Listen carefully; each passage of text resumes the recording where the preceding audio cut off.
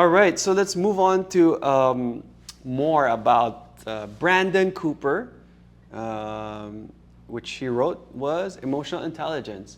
So I talked about this before in a previous video, but I'm going to continue on with some notes that I got from here. Self-awareness isn't about fixing emotions. It's about recognizing the way you feel and letting them pass instead of letting them get the better of you.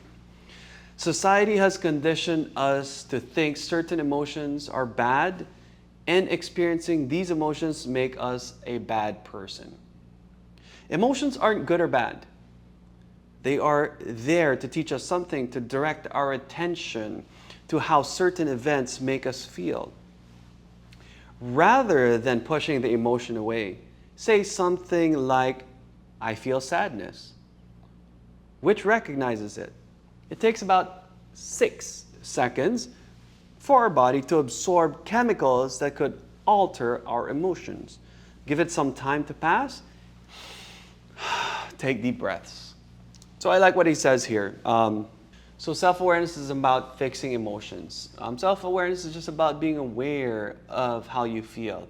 And just like, I like how he said it, there's no, calories can be good, can be bad. Fat can be good, can be bad. Cholesterol, there's good and bad cholesterol, right?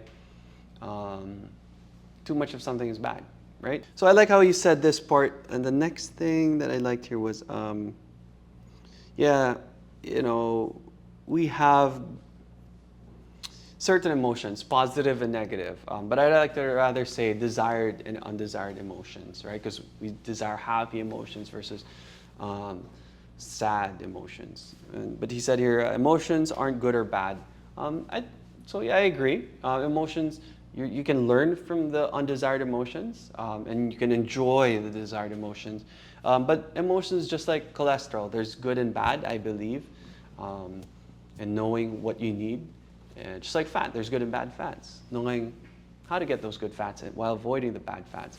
But not emotions. You shouldn't be avoiding bad emotions. You should just be listening to them, right? Undesired. I'd rather say undesired. I think I got that from Stoicism. That's not labeled as bad or negative, but undesired. Next is, there's always something that could teach us. In fact, they say success is intoxicating. Success is very addictive, while failure teaches us a lot. All right. So by the same token, emotions, negative emotions, listen to them. Right. There's something to learn there. You become more introspective. What did I do? What could I have done better? Versus when you're successful, you would say like, I'm amazing. People would say, wow, every touch turns into gold. You get bigger and bigger head. You're not grounded anymore. So that's how success can be intoxicating. All right. And instead of saying I'm sad, I am sad. Say I feel sadness, which is fine. Why do you feel sad? Well, it's because I didn't do my homework, or I didn't give it 100%. So, if I give it 100%, I would have gotten this promotion, or I'd have a six-pack by the time we went to the beach, whatever it may be, right? Listen to your emotions so that it doesn't happen again. You learn from your mistakes, you learn from regrets, and you do better the next time around, right? Recognize it. And I like this. It takes about 6 seconds for a body to absorb chemicals that could alter our emotions. So whenever you feel bad, whenever you feel sad, whenever you feel angry, take deep breaths. I read somewhere else that all you need is just a few seconds for these chemicals to pass through your bloodstream or system or whatever it is. And then after that, it's done. You flush it out, right? But we perpetuate the negative feelings, or how angry we are during rush hour and road rage because of the stories we tell ourselves in our head. Oh, that guy cut me off. He's an asshole. He's doing that on purpose. He hates me. God hates me. Whatever it is, whatever the story is, just stop that negative thinking. Take deep breaths. Let it pass, right? Don't make a story out of it, and then move forward. There you have it. All right, so the next thing that I like that I got from him is emotions are information that helps us function in our daily lives. Overcome the mindset, good or bad, and instead focus on using them to empower you. Rather than letting emotions take control of you, use emotional information to work with them. Emotions are neural hormones that are released as a direct response to our perception regarding the world. They direct us towards a specific action.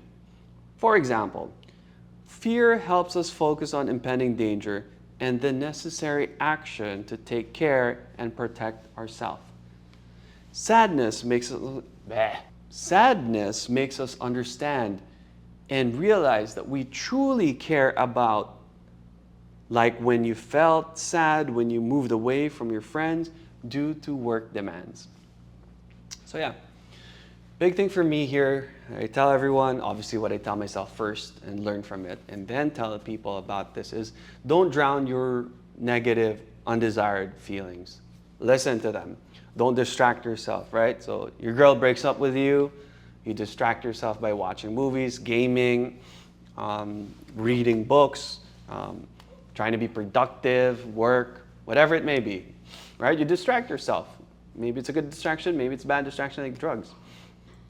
But the point there is you're distracting yourselves from the hurt that you feel. Try not to do that, right? You're just sweeping the dirt under the rug. But instead, listen. What can you learn from it? I feel so sad, broke up. Next time I'm in a relationship, I'll definitely listen to her needs.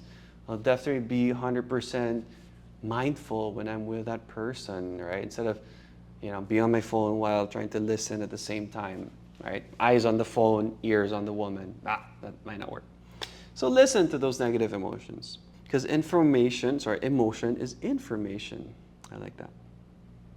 So yeah, just like fear, listen to your fears, right? If you have a fear of exercising or going to the gym, listen to that fear. Is it because we have this fear of looking stupid in front of strangers or even friends, right? Why? Because if we do something wrong or stupid, we might get exiled from our tribe, which could mean death because we hunt and gather as a tribe, right? But now that we live in this modern age where you can buy food, you don't even have to hunt anymore. With a click of your phone, being exiled doesn't mean much anymore. You can survive on your own, right? But we still have that brain wherein we need to fit in.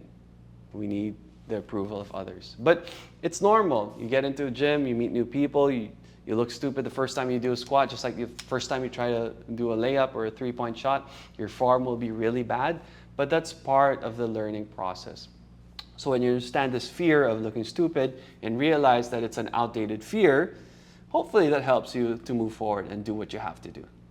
All right, so the next step I got is, do not think all or nothing, because when you make a mistake, you'll think you've failed. Instead, think of mistakes as a learning lesson and part of the growing pains, getting out of your comfort zone. So yeah, a lot of people will be like all or nothing. I'm not gonna go on a diet unless I eat just rabbit food and bird food, so like, leaves and nuts and nothing else, right? Unprocessed goodness. And if I have a chocolate bar, that's it. I quit my diet. I'm gonna eat whatever I want. That doesn't make sense, right? Yes, I know we want to be perfect. Yes, I know we want to do our best, but don't let perfectionism stop you from progress. And progress does require, going through some mistakes here and there. That's normal, okay? So be okay with it. Write down consequences when the temptation arises. Remember the discomfort. That way, you might not be seduced to instant gratification. On the other side of the coin, enjoy the benefits of your self-control. Make note of the good things that are happening and use this to keep you on track for delaying gratification. Carry a list if need be so that you can always have a reminder. So yeah, write down the temptation or the consequences. I try to remind myself all the time when temptation arises. For example, kabit, side chick. Like this guy here, Mon was teaching me a few things about having a side chick. Damn. For example, consequence of, say you're trying to save up money. All right, since this is fitness anyway, let's stick with that. the consequence of, if you're having a drink, right? Think about your favorite cocktail or beer, whatever it is, wine. Don't just think of how awesome that it would be to just have this drink. But think about the consequences instead. All right? We naturally want to think about, oh, having this drink will make me so relaxed and tipsy. I'll enjoy the night. No, think about the consequences instead. Focus on the consequences so you stay focused on your goal. So you would think about, oh, this is going to hurt the next day. Oh, I won't be productive the next day. Oh, I got to see friends or my family, or I got to play with my kids the next day, and I want to be there 100% with them, right? And that might deter you from having that glass of alcohol.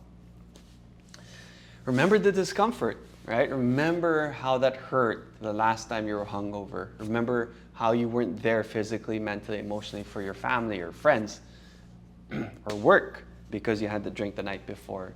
Remember how much it hurts, right? And when you do, you're more likely to avoid the pleasure. So yeah,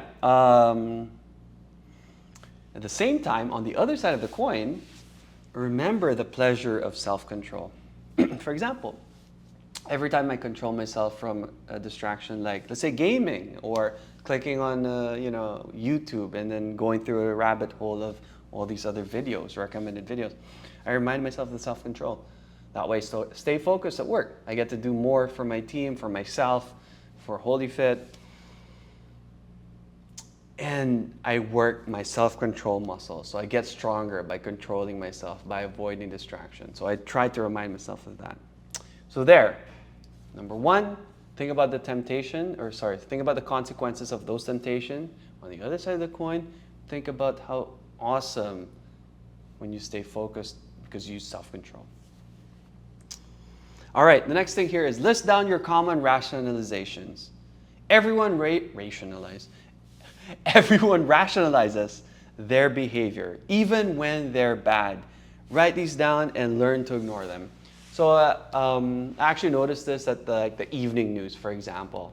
Right? They talk about a thief and who stole money from the rich, for example, right? Whatever it may be. And the reporter would pass the mic to him. So, you think what you did was okay? Well, it was fine. Mayaman naman yung tao in English. Mahirap naman ako. Or sorry, this time.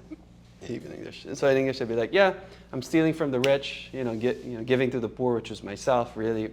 They rationalize it. Oh, no. Or either they admit it, that, they made a mistake, they fucked up, or they rationalize it, right?